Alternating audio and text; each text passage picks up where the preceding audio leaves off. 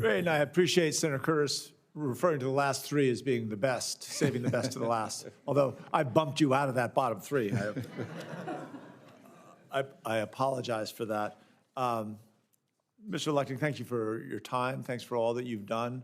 I think some of the stories of how you responded to not just the crisis of 9/11, but many crises in your life illuminates the kind of person you are, and I respect that.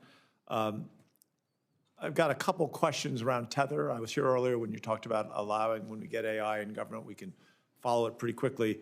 But we know that Russia's used it to buy drone parts and to avoid sanctions. That one of the main financiers for Iran had $100 million moving it around using Tether. It's used in a lot of scams with Americans. What is the best way, in your sense? I mean, if we're going to try and limit and be efficient with government regulation, how do we try to crack down on these illicit uses of something like Tether?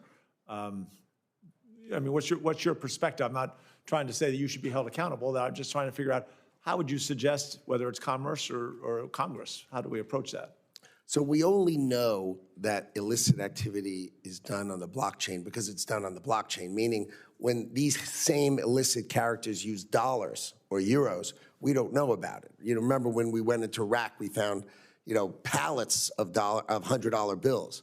So the way to do it is to require that anyone who is a U.S.-backed stablecoin must onboard U.S. law enforcement and must allow U.S. law enforcement and our AI tools into their models so that we can go find and catch the illicit activity. Because remember, it's a central book. That means it can be found, it can be traced. Right. Our AI tools will rip illicit activity out of stablecoins within a year or two. Our technology on their blockchain will end it. And that's what we should require. Makes perfect sense. And so you'll collaborate, work with us on time in terms of making that, creating that kind of legislation and rule and law. Absolutely. Great. I think one of the arguments also, we don't have to go into this, but is to open a bank account, people have to know who you are to sign up and receive and trade Tether. There's really no easy way to know who people are in that context at the beginning. Eventually, you know. Well, Tether only, the stablecoin issuers only issue to KYC approved people. But what happens is it's like dollars. I can withdraw it out of the bank, but when I buy something, it goes on and on and on and on.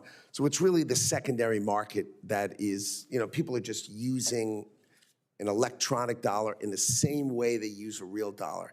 And it's much easier to catch an electronic dollar than it ever would be to catch a physical dollar. Great. Much better. Got it. I know I won't go through the tech hubs things because I know that Senator Curtis was adamant that they had perhaps the best tech hub in the Mountain West. I just want to point out that Elevate Quantum, which is includes several Rocky Mountain states, is a tech hub that we want to make sure that you come out. Don't just visit Utah. It's a lovely place. Skiing's not quite the same as Colorado's, but we're going to make sure we get you, when you're coming out west, we want you to make multiple stops. I spent a lot of work on critical minerals. Obviously, they are a fundamental building block for aerospace and clean energy, semiconductors, AI, go down the list. And whether you're talking about the extraction of minerals or the processing of those minerals, we're falling way behind. And the department's International Trade Administration has a responsibility for kind of growing our exports, overseeing trade, and really, I think, helping to secure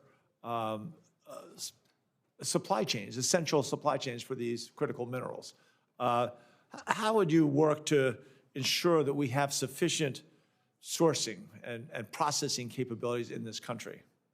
We've got to reduce the regulatory burdens on your miners so that they can mine those critical materials for America. We need to bring domestic mining back. We can't stop mining in America and buying it overseas. It's not healthy for us from a national security perspective, and it's not healthy for your domestic economy. So I think we are supposed to be mining in Colorado. It's an amazing place that's got incredible resources, and we need to bring those resources for the use of America and improve the economy of Colorado, but also improve the national security of America.